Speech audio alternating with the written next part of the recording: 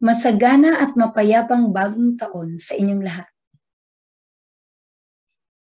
Ang inyo pong lingkod ay si Ginang Franny A. Bukid.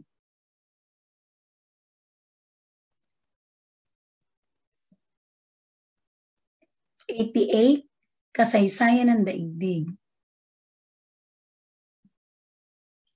Ika-4 na aralin, kontribusyon ng kabihasnang klasiko sa Afrika, Amerika, at mga pulo sa Pacific sa pag-unlad ng pandaigdigang kamalayan. Most essential learning competencies. Naipahayag ang pagpapahalaga ng mga kontribusyon ng kabihasnang klasiko sa pag-unlad ng pandaigdigang kamalayan. MELC Code AP8 DKT-2F-8.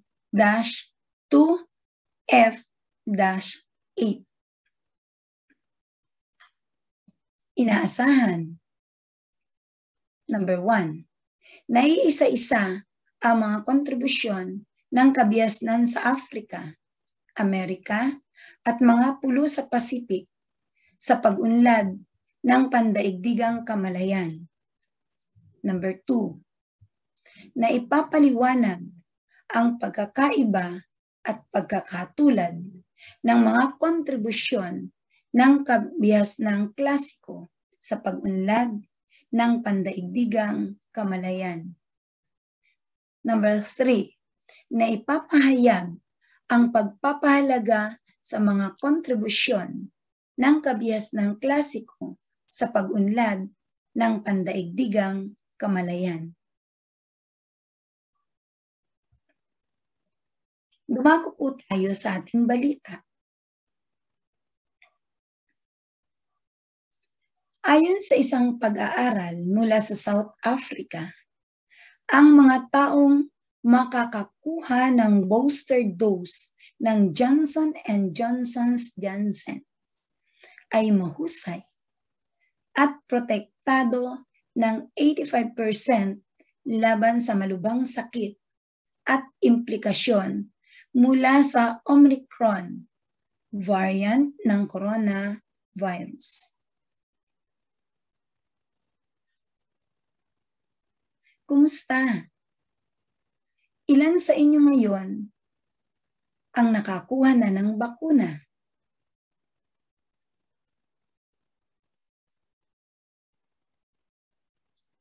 Nakakatuwa sapagkat bukas isip kayong tinanggap.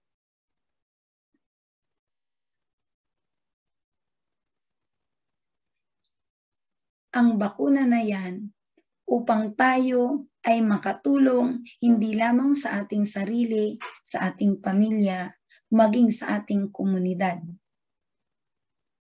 Batid natin na kung sakaling tayo ay magkaroon ng virus na ito, hindi lamang ang sarili natin ang mahihirapan. Apektado ang buo nating pamilya at maaari pa nating mahawa ang ating komunidad.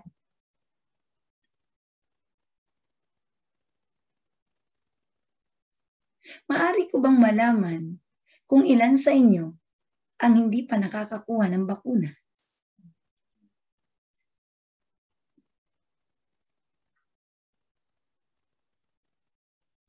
Ayan. So inaasahan ko na maaaring bukas o sa mga susunod na araw ay hikayatin nyo ang inyong mga magulang upang kayo ay masamahan at makakuha nito. Totoo na kung nais mo na ipakita sa iyong pamilya ang pagmamahal, pagmamahal sa iyong komunidad, pagmamahal sa iyong bansa, kinakailangang magkaroon ka ng maayos na kalusugan. Ngayon ay dumako tayo sa ating history event.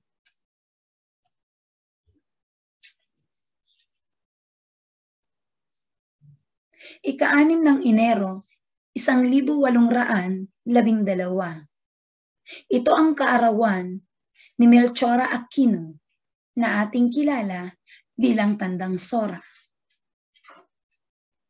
o tanyag sa taguring ina ng Katipunan. Papaano at bakit siya tinawag na ina ng Katipunan?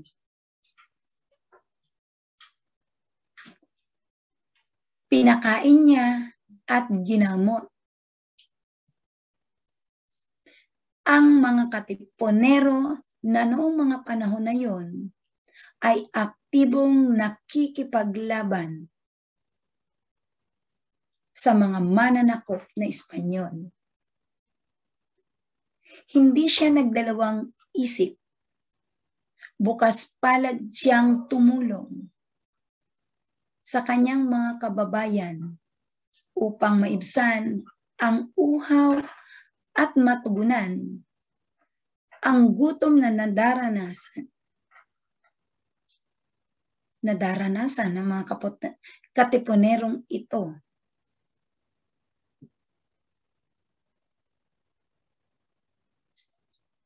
O mabigyan ng lunas ang sakit o mga sugat na tinamo sa pakikipaglaban.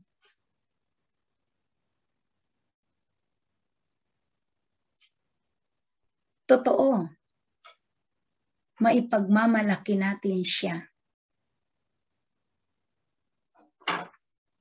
Sa kasalukuyang panahon, sino ang maituturing nating bayani?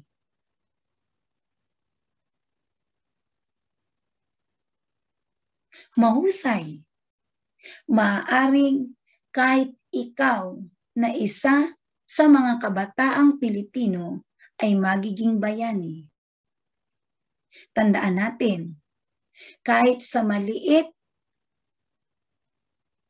na tulong o aksyon, basta't ito ay nagmula sa ating puso, ay tiyak na magiging malaking kontribusyon sa pagkakaroon ng kaginhawahan, kapayapaan, ulunas sa isang suliranin sa ating pamilya, sa ating komunidad, o sa ating bansa.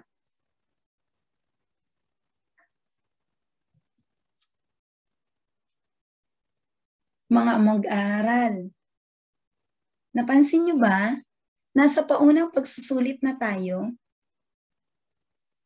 Batid ko na nananabik na kayo sa ating bagong aralin. Subalit bago tayo pumalaot, kinakailangang malaman muna natin kung ano ang nandyan sa ating isipan. Subukan natin kung ito ay kaya na nating mabigyan ng wastong sagot. Nandito po ang ating panuto. Una, ang mga mag-aaral ay bibigyan ng 5 minuto upang maisulat ang wastong sagot. Pangalawa, ang bawat mag-aaral ay inaasahang magiging matapat sa pagbibigay ng sagot sa bawat tanong.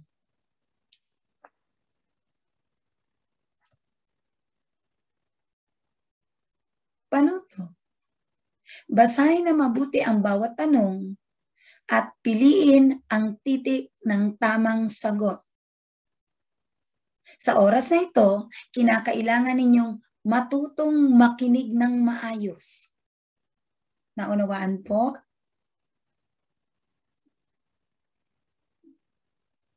Number 1. Alin sa mga kabiasnan sa Amerika ang tinaguriang rubber people? A. Aztec, B. Inca, C. Nazca, D. Olmec.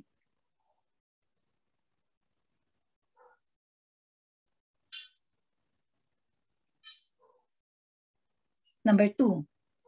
Anong sibilisasyon ito na may makikita ang napakaraming imahe ng mga halaman at hayop na iginuhit sa ibabaw ng disyerto.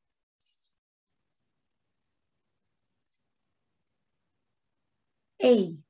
Aztec. B. Inca. C. Nazca. D. Olmec.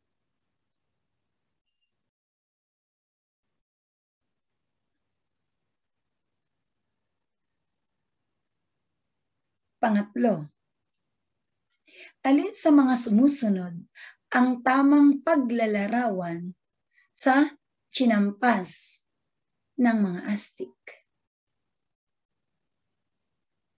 A. Lumulutang na hardin. B. Bangkang dimotor. C. Sistema ng pagkakaingin. D. Panritual na laro.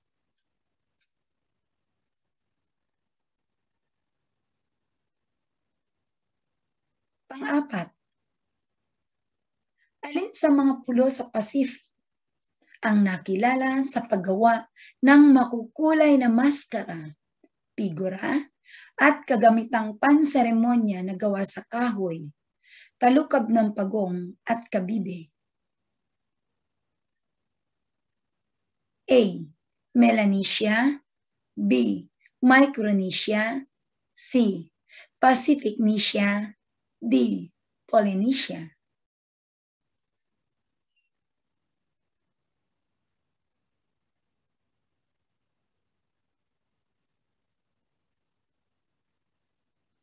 Panglima, number 5. Anong kaharian sa Africa na nakilala ang tinawag na Esteli o haliging bato bilang pananda ng libingan ng mga namatay na hari?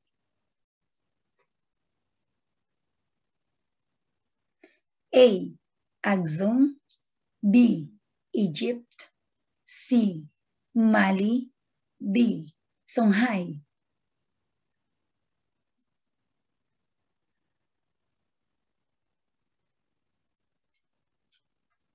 Dumako tayo ngayon sa pagwawasto ng ating mga sagot.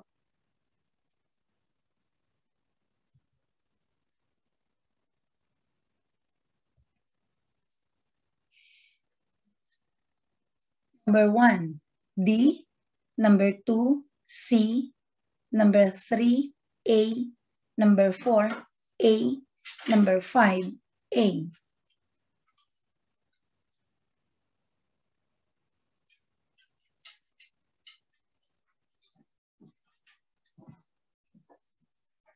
Maaari ko bang malaman kung sino sa mga mag-aaral ang nakakuha ng 3 puntos?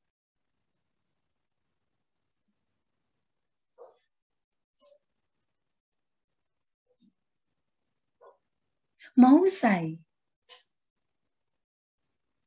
Sino sa mga mag-aaral ang nakakuha ng 4 na puntos? Magaling. Sino naman sa mga mag-aaral ang nakakuha ng 5 puntos? Bravo! Binabati ko kayo.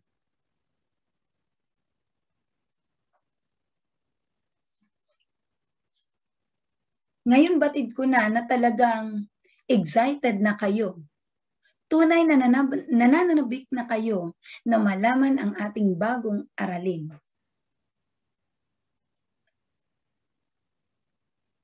Balit bago yun, magbalik tanaw muna tayo.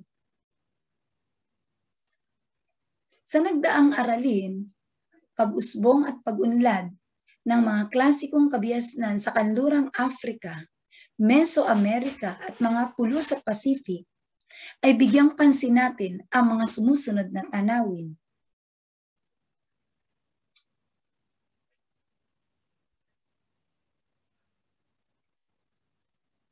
Panuto. Tukuyin kung saang kabiasnan matatagpuan ang bawat larawan at ipaliwanag ang kahalagahan nito sa mga nabanggit na kabiasnan sa loob ng 3 pangungusap. Mayroon pong nakalaang 3 minuto upang maibigay ninyo ang inyong kasagutan.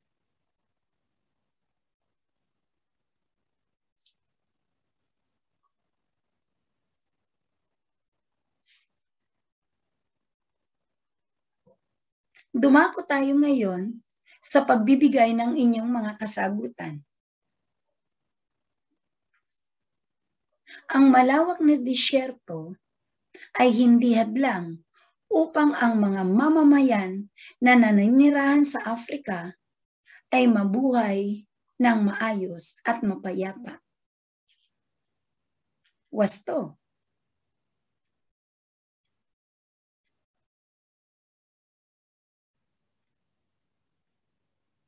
Ang mga kapuluan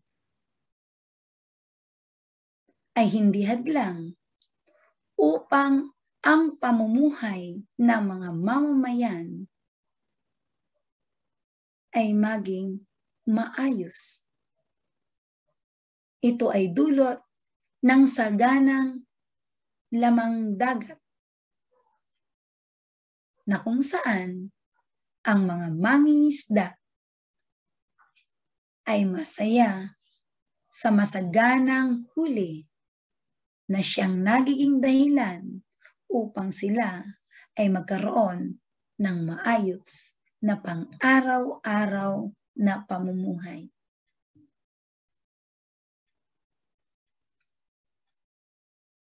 Natutuwa ako dahil ibinigay nyo ng maayos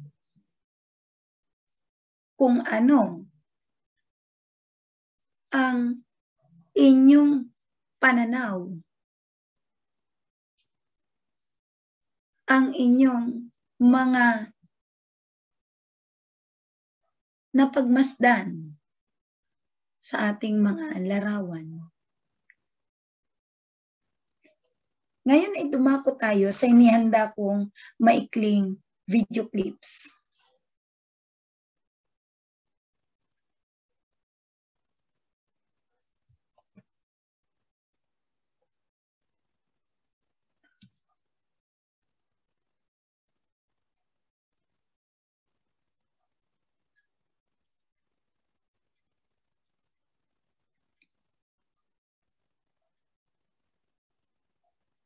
Inaasahan kong magiging mapanuri kayo.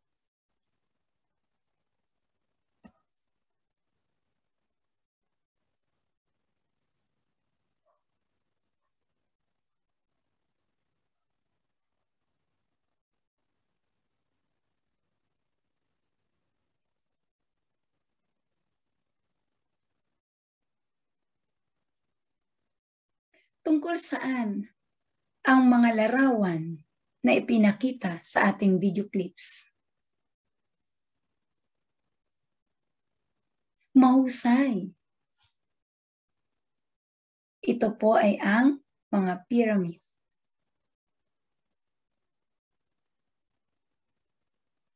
Wasto. Ito po ay ang pakikipagkalakalan. Ang panghuli, pagpapalayok, paghuhulma ng mga palayok, unang mga kasangkapangyari sa luwad.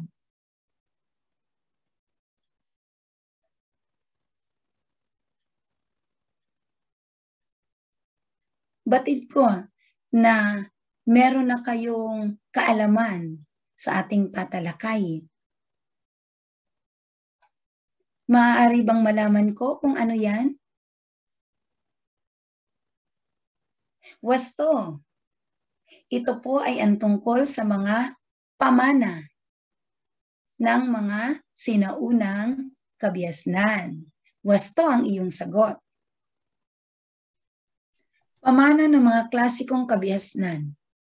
Kanlurang Afrika, Mesoamerica, mga pulo sa Pacific.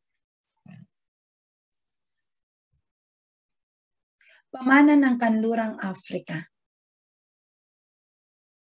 Maliban sa pyramid ng Egypt na kasama sa 7 wonders of the ancient world, Nakilala din ang karya ng Agzum dahil sa stele o haliging batong disenyo na itinayo bilang pananda ng libingan ng mga namatay na hari at parangal sa kanilang kadakilaan sa panahon ng kanilang pamumuno. Ang stele ay may taas na 100 na talampakan. O, di ba, mga mag-aaral? Hindi lamang ang hinahangaan nating piramid sa Egypt, na kung saan namamangha tayo kung papaano ito nabuo, na itayo sa panahong iyon. Meron din dito silang naiambag itong tinatawag nating stele o haliging bato, na kung saan nang dahil sa kadakilaan ng isang namumuno o ng isang hari, siya ay binibigyan ng parangal. Sa papaanong paraan? Papaano na ipakikita ng kanyang mga nasasakupan ang pagmamahal sa kanya kahit siya ay yumao na. Opo, ito ay ang pagbibigay ng tinatawag nating haliging bato. O ayan po, napansin nyo? Noong 3,000 taon na bago ang kasalukuyang panahon o before Common Era, nagkaroon ng tinatawag na Trans-Sahara. Ito ay ang pagpasok ng caravan, pangkat na mga taong magkakasamang naglalakbay doon sa disyerto. Dala ang kanilang mga kalakal o mga produkto na kung saan ay handa nilang ipagpalit.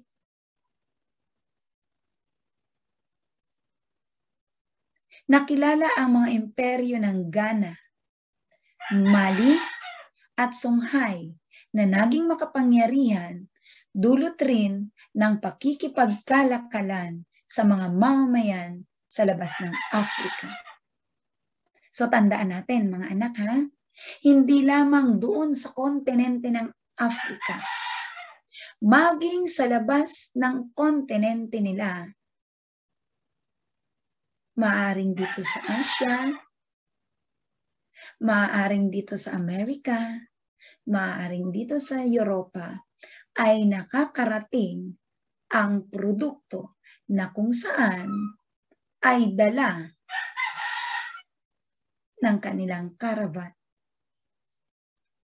O pansinin natin mga anak, nandito meron tayong mapa. Opo, yan yung ating mga katubigan. Nandyan yung Red Sea, Gulf of Aden, na kung saan mapapansin natin itong tinatawag nating Agzum. Isa sa itinuring na pinakamakapangyarihang imperyo noong mga panahong iyon. So pansinin nyo, Kingdom of Agzum at its heights, pamana ng Mesoamerica. Ang mga Olmec ay tinawag na rubber people dahil sila ang kauna-unahang taong gumamit ng puno ng dagta. Paglilok ng mga higanteng ulo na yari sa bato. Puno ng dagta. Ipinakita ng mga Olmec ang kanilang pagiging malikain. Natuklasan nila na ang mga puno na yon ay magbibigay sa kanila ng ikabubuhay nila. Paglililok ng mga higanting ulo na yari sa bato. Bakit merong ganitong gawain? Opo, ipinakikita nila kung papaano nila pinahalagan ang isang individual. Maaaring ito po ay ang kanilang pinuno. Maaaring ito po ay isa sa mga miyembro ng namumuno sa kanila. Maaaring ito po ay bahagi ng kanilang ritual.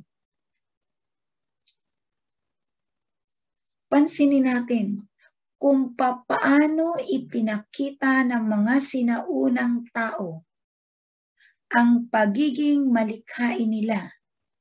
Ginamit nila ang kanilang talino upang ito ay maging kapaki-pakinabang.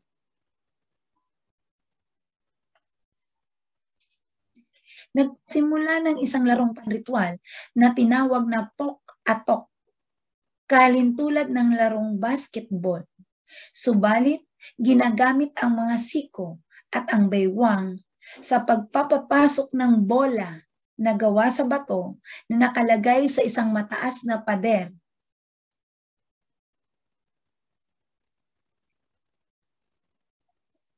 So dito ipinakikita sa atin, ipinababatid sa atin na sila ay merong matatag na pakikipag-ugnayan sa itinuturing nilang Diyos o mga Diyos.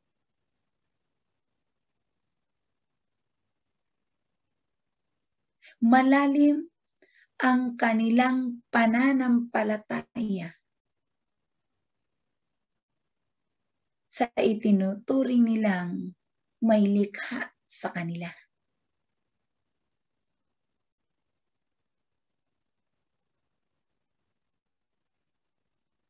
Opo, isang laro. Ibig sabihin, naglilibang sila, pero habang sila'y naglilibang, ito ay may kaugnayan sa gawain o seremonyang ritual.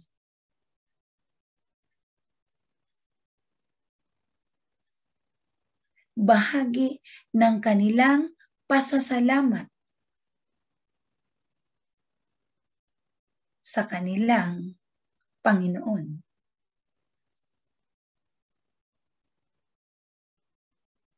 Hieroglyphics. Ito naman ang sistema ng kanilang pagsulat.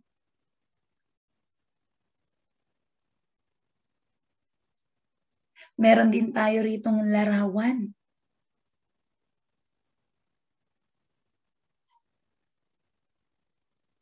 Perang barya na gawa sa ginto. Pansinin nyo. Diba? Gawa sa ginto. Sa kasalukuyan. Mababalitaan natin minsan. May nag-iipon ng 20 pesos. Diba? Yung bagong labas. Ibinibenta, binibili ng 500 sapagkat meron yung mahalagang metal. Yun ang sabi nila. Pero hindi purong ginto. Pero nung unang panahon, ayan, yung mga sinaunang tao.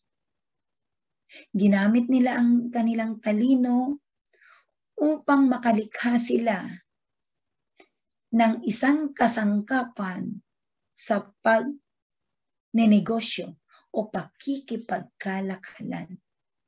Ito ay ang bariyang ginto. Salaping ginto.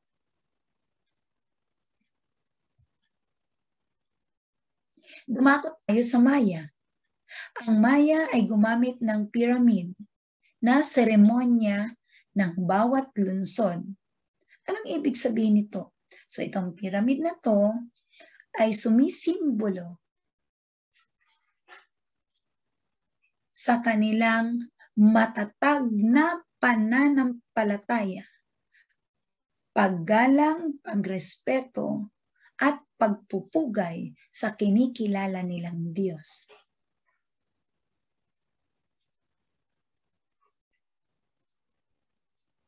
So, panseremonyang dambana para sa kanilang mga Diyos.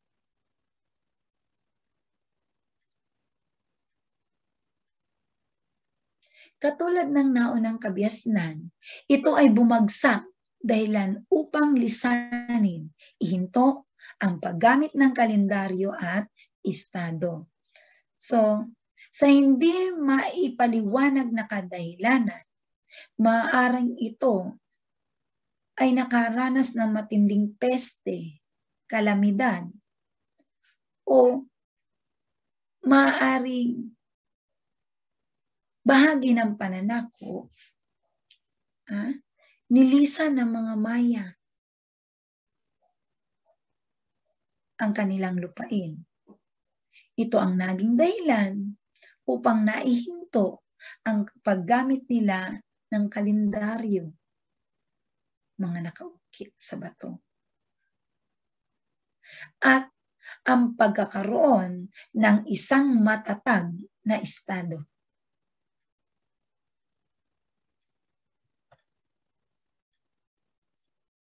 Ang mga Aztec lumikha ng chinampas o mga artificial na pulo na kung tawagin ay mga floating garden upang madagdagan ang lupang pagtataniman.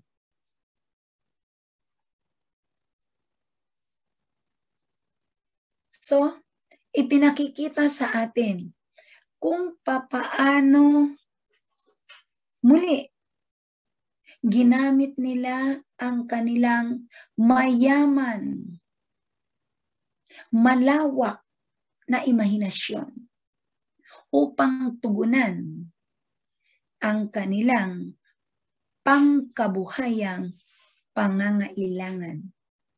Saan sila nagbigay atensyon? Saan sila nag-focus? Sa pagtatanim. Nakagawa ng kalendaryong bato. Kagaya kanina sa tinalakay natin sa Maya. Kalendaryong bato na kung saan doon ibinabase ang mga gawaing ritual o gawaing pangrelihiyon, gawain sa pagtatanim, at iba pang mga aktibidades na may kaugnayan sa kanilang malalim na paniniwala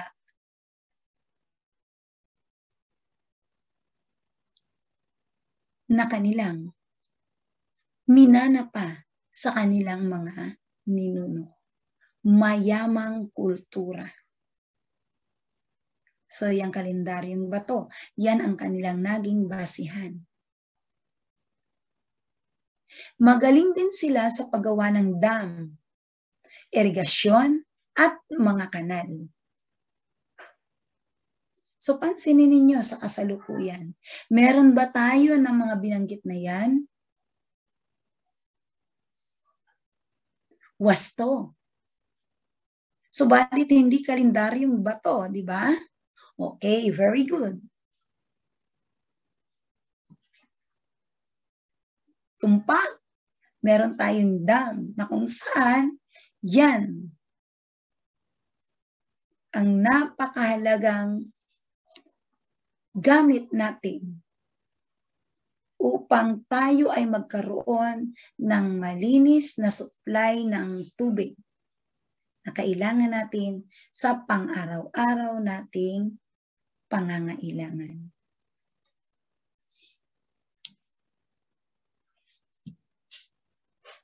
Ang mga Inca ay nagsimula sa paggamit ng inhenyerang hydraulic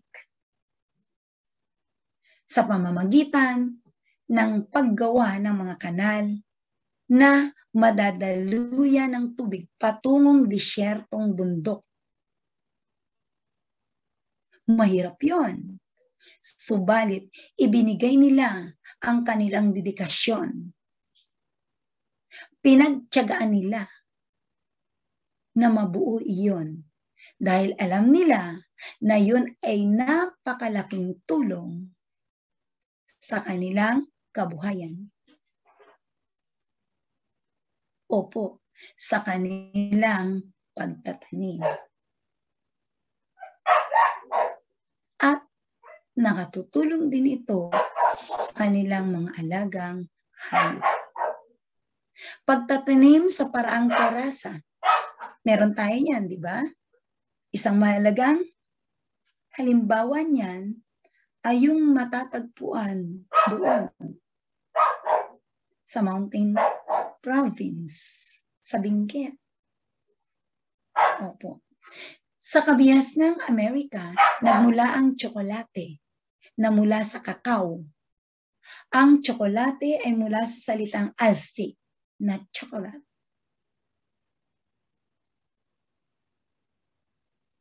Wasto, talagang utang natin. Utang na loob natin. Sa kanila. Kung bakit sa kasalukuyan ay meron tayong masarap na tsokolate. O, di ba? Salamat sa kanila.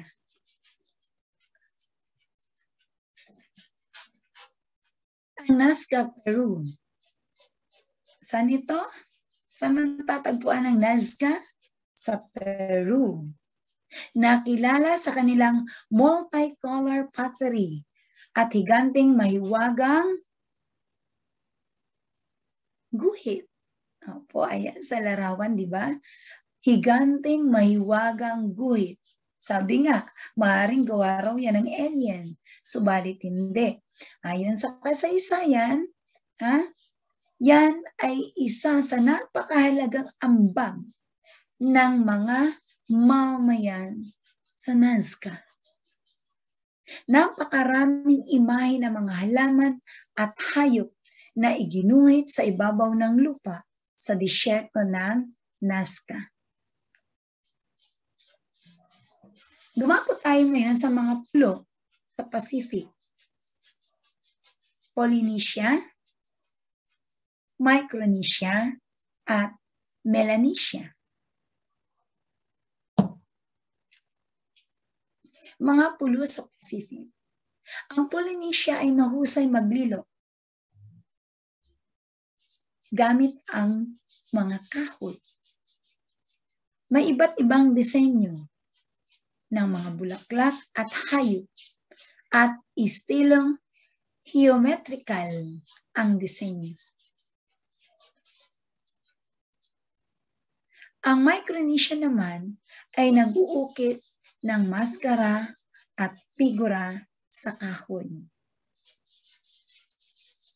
Ang Melanesia ay artistiko sa pagdating sa mga maskara, figura at kagamitang panseremonya na gawa sa kahoy, talukab ng pagong at kabibe na pininturahan ng itim, pula o puti.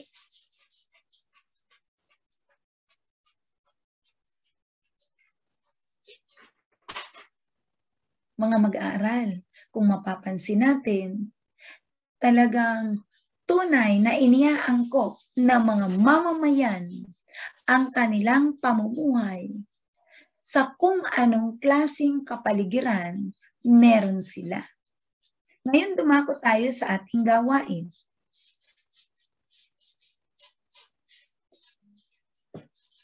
Panuto. Meron po ako ditong 3 pangkat. Ang gagawin po natin, hanapin natin sa ating kahon ang mga ambag ayon sa klasikong kabiasnan. Piliin sa kahon at ilagay sa mga bilog. Ano po yung 3 pangkat? Ito po yung 3 kabiasnan. Kabiasnan sa kanlurang Africa, kabihasnan sa Mesoamerica, kabihasnan sa mga pulo sa Pasipiko.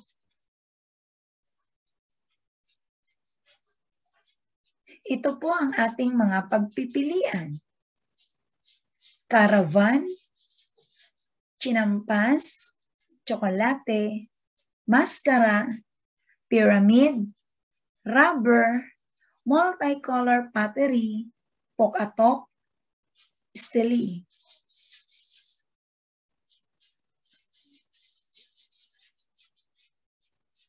Bibigyan ko po kayo ngayon ng 5 minuto upang masagot ang ating gawain.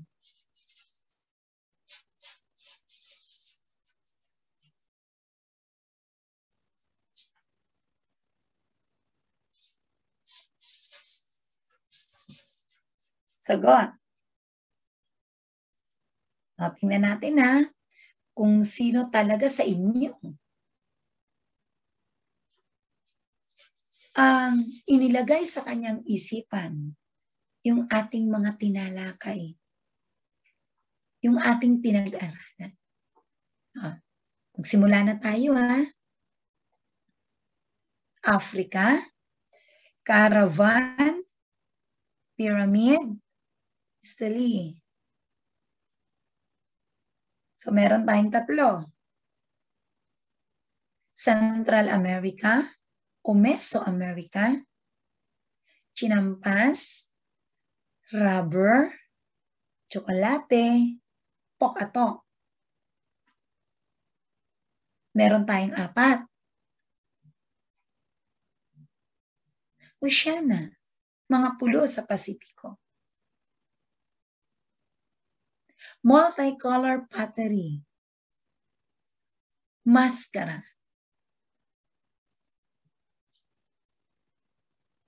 Meron tayo riyang 2. Sa kabuuan, meron tayong 9 na puntos. Maaari ko bang malaman kung sino ang nakakuha sa inyo ng 7 puntos pataas?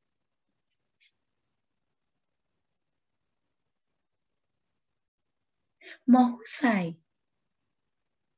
Labis akong natutuwa sapagkat positibo kayong nakiisa sa ating talakayan at sa ating gawain.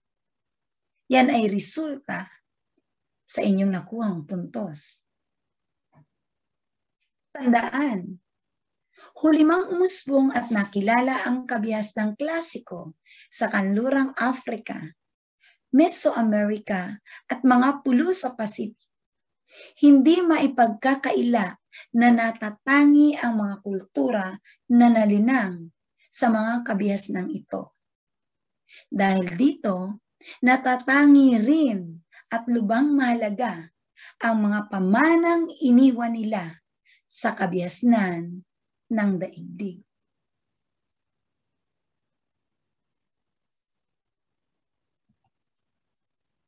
Dumako tayo sa ating panghuling pagsusulit. Meron po tayo ditong 2 dapat tandaan.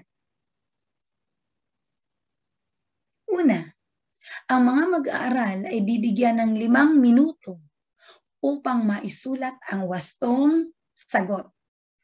Pangalawa, ang bawat mag-aaral ay inaasahang magiging matapat sa pagbibigay ng sagot sa bawat tanong. Handa na ba kayo? Panghuling pagsusulit, number 1. Ang stele o haliging bato ay pamana ng A. Patlang.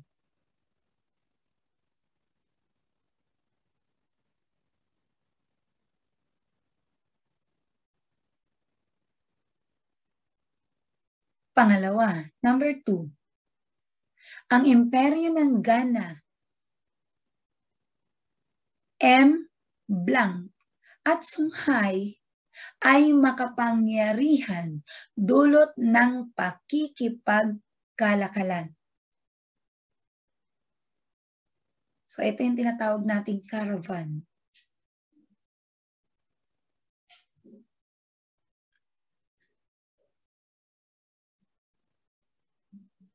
Number 3.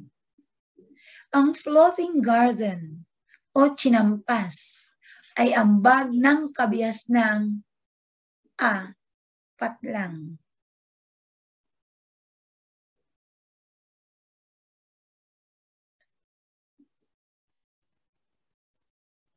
Number 4. Ang Polynesia ay mahusay maglilo sa kahoy ng iba't ibang disenyo ng mga bulaklak at mga hayop na each patlang ang disenyo.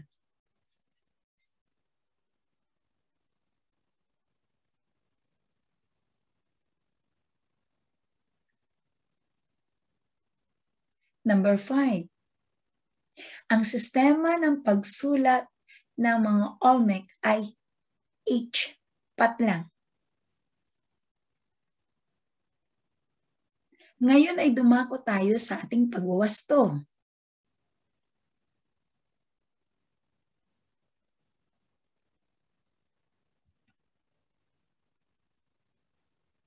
Una, Tagzong. Pangalawa, Mali. Pangatlo, Aztec. Pang-apat, Geometrical. At panglima, Hieroglyphics.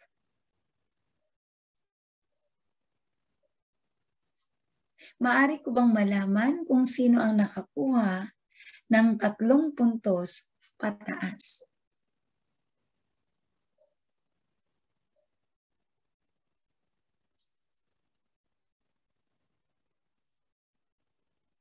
Congratulations!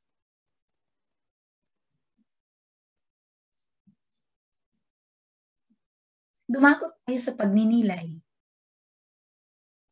Mahalaga ang papel na ginampanan ng mga pinuno sa tagumpay ng kani-kanilang kabihasnan.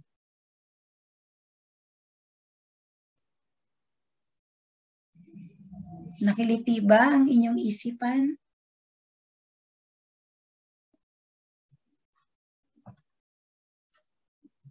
Kung ikaw ay magiging pinuno ng isang bansa, ano ang higit na bibigyan mo ng pansin upang maging matatag at maunlad ang iyong nasasakupan?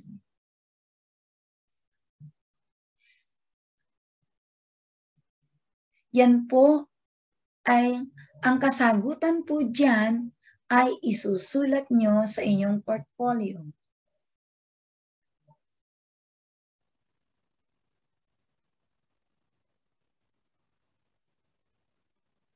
Tunghayan natin ang sagot ng isa sa mga mag-aaral natin. Bibigyang prioridad ang pagkakaroon ng maayos na mahanap buhay ng mga mamamayan upang makatulong sa kanilang pamilya. Wasto. So, pagbibigay ng maayos na trabaho.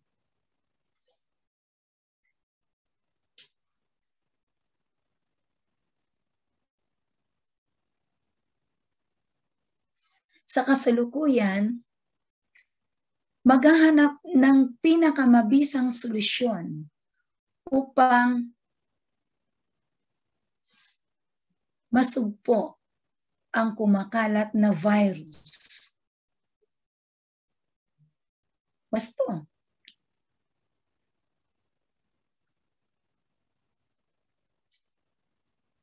Magbibigay ng maayos na pabahay sa mga mamamayan upang magkaroon ng disenteng pamumuhay. Wasto.